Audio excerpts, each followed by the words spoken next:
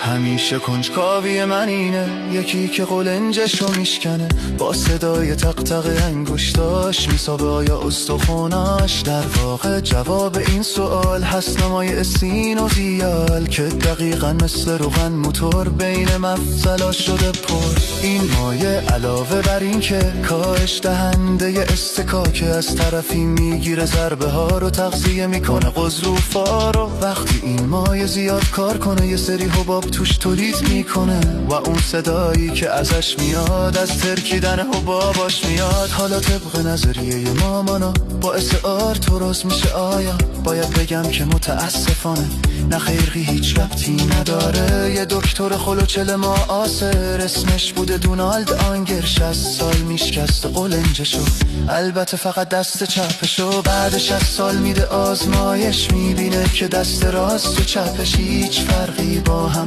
نداره و آرتروز هم نمیاره. به شعر میم شعر سفارش بدین، البته نه اینجوری که دیدین. خواستی ببینی توان شاعریام برو ببین بقیه ویدیو هامو.